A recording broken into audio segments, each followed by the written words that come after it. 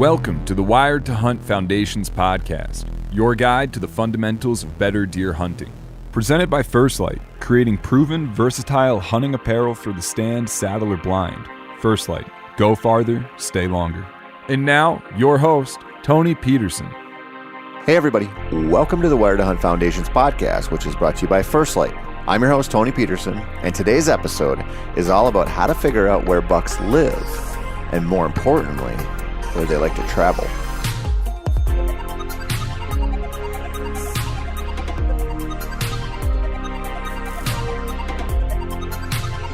Listen, it doesn't matter if you run 1,000 trail cameras and you scout, every day of your life. There's just going to be aspects of a buck's life that are just not available to you. This is true even for the deer that are raised on sweet properties that are, designed to keep bucks around. And granted, in that scenario, there are quite a few less secrets than there are, say, on, public land in Georgia or Wisconsin or wherever. The truth is, bucks do what they do, so we won't know what they do. And our best bet to figure out what they do is to scout them with an eye toward what we are missing. How's that for a word salad? Tasty? Anyway, this whole episode is about how to figure out where bucks spend most of their time so you can be there this fall when they slip up and move in the daylight.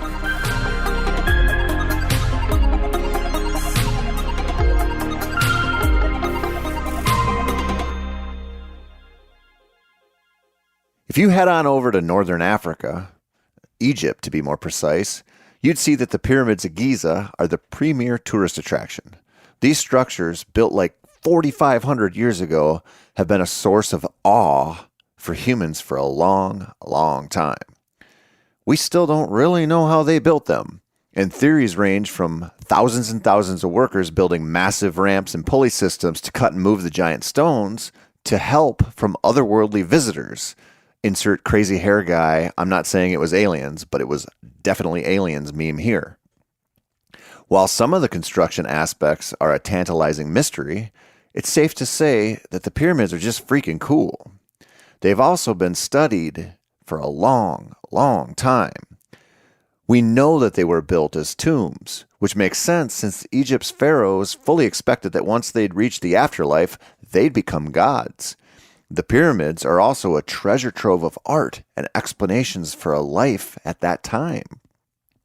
There's scenes of farming and religious rituals, and livestock tending, and even fishing that can be found in the walls and pictographs and hieroglyphics. These stone structures provide an amazing glimpse into the past. They also keep revealing their secrets. In early March, it was revealed that the discovery of a hidden, unfinished corridor had been made through the use of non-invasive scanning technology. Essentially, scientists use infrared thermography, cosmic ray imaging, and 3D simulations to look through the pyramids. What they found in early March was that they'd previously missed a 30-foot-long corridor that is located not far from the main entrance of the Great Pyramid of Giza. Now, while the Great Pyramid of Giza isn't small, it measures about 460 feet tall with a base of about 756 square feet. It's not so big that after a couple hundred years of serious scientific scrutiny, you'd expect there to be too many secret chambers left uncovered. This isn't Harry Potter here. But they are still finding them. And that, my friends, is a good lesson for all of us deer hunters. Because you can use the best, newest technology, and you're still going to miss things. What's worse is you think you might have the whole thing dialed. I promise you, over there in that hot African sun, there were some archaeologists who said with conviction that there were no chambers left to be discovered in the Great Pyramid, and they were obviously wrong. We often think like that as deer hunters. We say, well, I don't know, they feed here, they sleep the day away there, and the space between is where they travel. And it can be that simple on paper, but it rarely plays out that way in real life. Conditions change. Hunting pressure influences movement, and deer have enough free will to walk one way today and a different way tomorrow, and they might not even know why. But there are patterns to their behavior, just like there are patterns to our behavior. And I don't mean them as individuals, although that also certainly holds true. What a buck does today he very well might do tomorrow. I think this is one of those things in deer hunting that we often get wrong, though, which is that we think of behavior in terms of the individual. This probably has a lot to do with the one buck hunt mentality that is, all the rage right now. And listen, as much as I personally feel that the hit list, name every buck something stupid type of hunting is a little bit cringy, I also think there's a lot of value in learning an individual buck's behavior. But I think to get better as a hunter, learning what bucks, plural, do is way, way better. I want to give you 2 examples of this to kind of frame my whole thought process up here. I've talked a few times about bucks I've bumped that have come back through within a pretty short period of time. The first time this happened to me, it was 2 bucks bedded on a ridge as far back on a property in southeastern Minnesota as I could go and still be on that landowner's property. I was headed in to hang and hunt over a natural seep on a bluff side that I had found while spring scouting. The 2 deer I jumped both looked like pretty good bucks, and after I set up, the first 2 deer I saw were those bucks coming back, and they were indeed pretty good, like a 120 and a 140 type of buck, which, at that time was huge to me. Now, fast forward a whole lot of years, and the last time I drew an Iowa tag, I bumped a couple does and a good buck looking for a place to set up. And not long after I did set up, the first deer to come back was the buck, and he was big enough to burn an Iowa tag on. And deer behavior transcends the individual, just as human behavior transcends the individual. Now, we all know the bump and dump thing that people talk about with bucks, but that's a luck of the draw type of encounter, honestly, most of the time. But where bucks walk and where they live is far more reliable if you can figure it out. So let me give you another example. Growing up, and after I got into the hunting industry, I noticed an awful lot of bucks getting shot after walking or running right out into open fields and food plots. On the videos I watched, the articles I read and edited and whatever, it was like the big deer couldn't help themselves, and they had no qualms about sprinting into the wide open to chase does or grab a mouthful of clover. But in my own life, that never happened. Or if it did, and that was rare, it was always tied to a major front passing through and conditions that were often windy or rainy and not great for the casual hunter who might prefer a little more fair weather type of sit. I also realized on those perfect nights, like in late October, early November, I still wouldn't see bucks come out into the open stuff in broad daylight, but I would sometimes see them staging and cutting corners off the food. After enough of those encounters, you start to put together some thoughts like, geez, those bucks never sprint out here into the wide open, but once in a while, when the wind is right, they seem to cut the corners of the field while staying in the cover. Or, in other words, they're just taking the safest route possible to scent check a field. They use their nose to tell them everything they need to know about danger and the potential for a one-night stand. And they stay in the cover where they are far less likely to encounter a hunter, since most hunters can't help themselves but sit right on the field edge. It's simple survival behavior, and if you hunt pressured deer, you can count on some of the bucks figuring this trick out. I've seen this in multiple states, not always, but often on public land, and it's often pretty apparent if you go out and winter scout, which you should. You'll see rubs leading out to the food sources, which, tells you what you already knew. You'll see rubs leading away from the food sources, which tells you, again, what you already knew. Bucks leave the cover to go feed, and then they leave the food to go to bed. But you'll also see rub lines paralleling the open stuff, but far enough back in the cover to be interesting. And you'll often see a concentration of rubs off the back corners of fields. This is 2 things, and both are worth understanding. The simple explanation is they stage there, waiting on darkness to go out, do their thing, or when they leave the food in the morning, kill a little bit of time before they go back to bed. But they're also cutting those corners and taking in the whole scene from the safety of the cover so they don't encounter you. The parallel to the open trail stuff, that tells you a lot too. A pressure buck is rarely, and I mean rarely, going to spend time in the open when he doesn't have to. Sure, he could get to the bedding area on some knob by walking right across the cut cornfield in the morning, but he's not going to do that most of the time. Most of the time, he's going to slip into the timber and work his way back through the cover. The good thing is, he's killable there when he does that, just like he's killable when he cuts corners while scent checking does. But you need to get in there ahead of him and hunt him like your competition won't.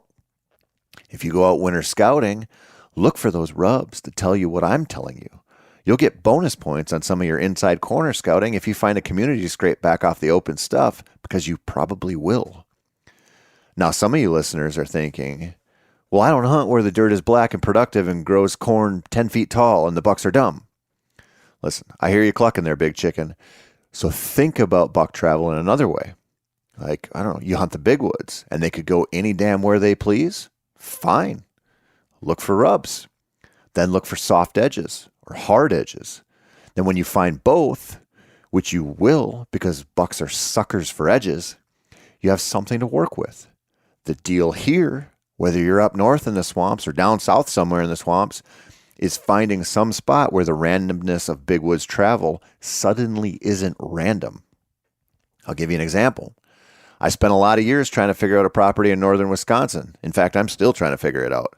And this place is section after section of timber and swamps. One year, I killed a decent 8-pointer who was playing a stupid game of skirting the parking area to go from some bedding knobs to some flats to feed. When I went back the following spring to winter scout the area, I found a massive bed on a ridgetop. Standing in that bed, I could see rubs leading up and down the ridge, and a rub line heading straight down to the creek bottom, where I killed a buck on an old, long abandoned logging road that happened to pass between two swamps. It was a classic funnel. Now that randomness of deer travel in the big woods isn't quite as random.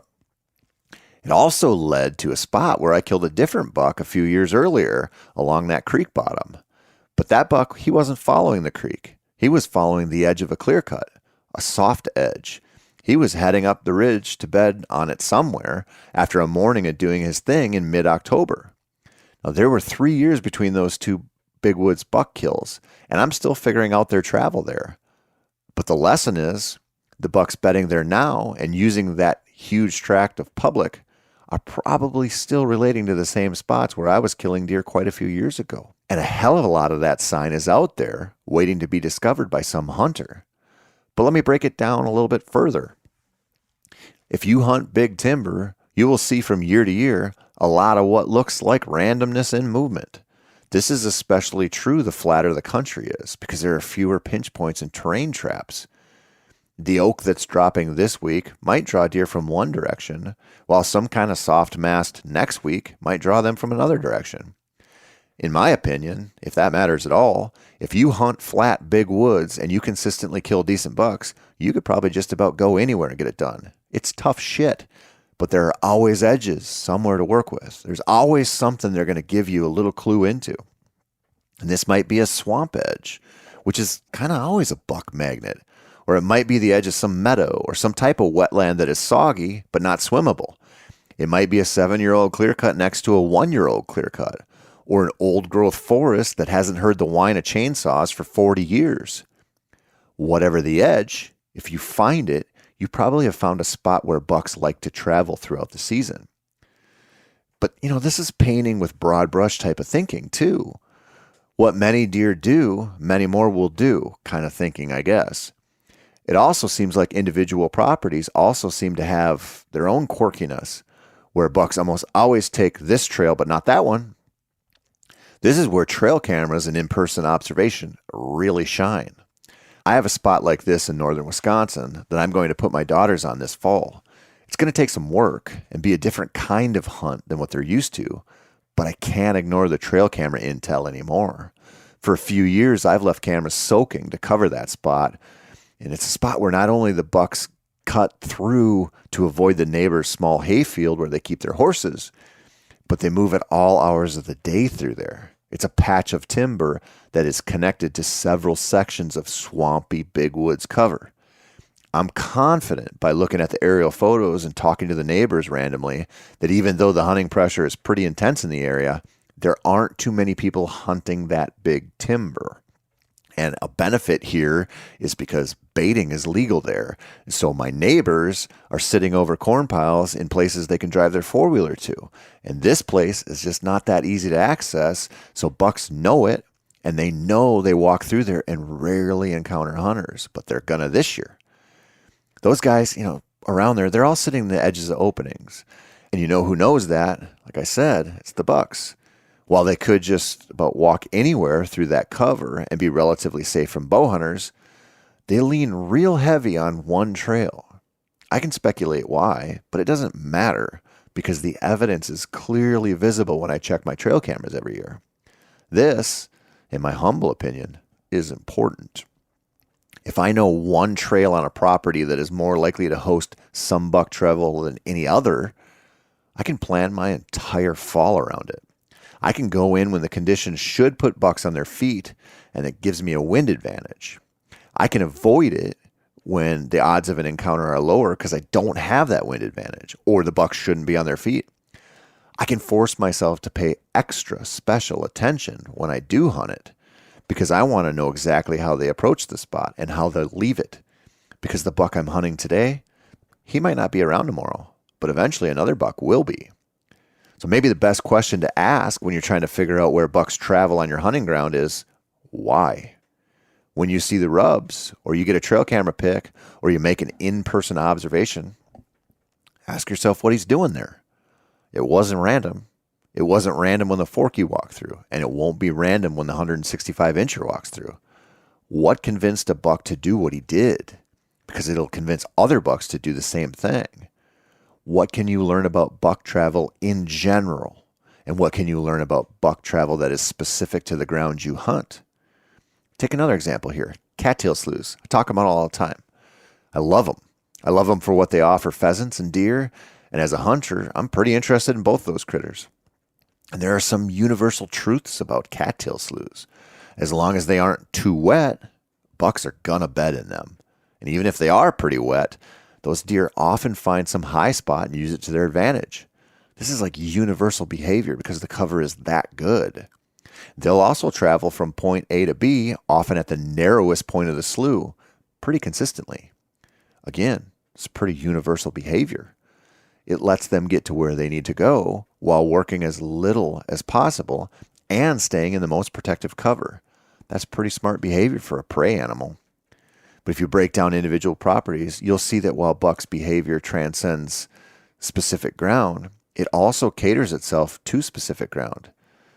If there is a cattail slough that has a finger that extends up into a draw off the main slough, you can bet your ass that a buck will bed there at some point. Because he knows he now has an extra escape route that allows him to get away if he needs it. He also probably has some kind of thermal hub or at least some type of wind advantage there as well, which is going to be tied directly to the terrain. So you can know that bucks bed in and travel through cattail sloughs in a specific way, but then you can look at an individual property and probably call your shots for exactly, or at least approximately, where they'll bed. That's powerful stuff, and you can use it to your advantage. You should, too. And I know you're sick of me saying this, but the window for figuring out the winter scouting part of this stuff is closing. Hell, you might still have some snow like we do and are looking at a couple of weeks left of it, but you're going to have a real melt at some point, and before the onslaught of ticks, you need to get out there. You need to use that time, figure out where bucks like to travel, and you need to tune in next week because I'm going to talk about paying attention and how easily we get distracted and how hard staying on the mission is for most of us. That's it. I'm Tony Peterson, and this has been the Wired to Hunt Foundations podcast, which is brought to you by First Light. As always, thank you so much for listening. And if you want some more whitetail content, you can, of course, check out the regular Wired to Hunt podcast, or you can head on over to themeateater.com/wired and see a pile of hunting articles from guys like Dylan Tramp and Andy May and Alex Gilstrom and Bo Martonic and Mark Kenyon and myself. Head on over there. Tons of info.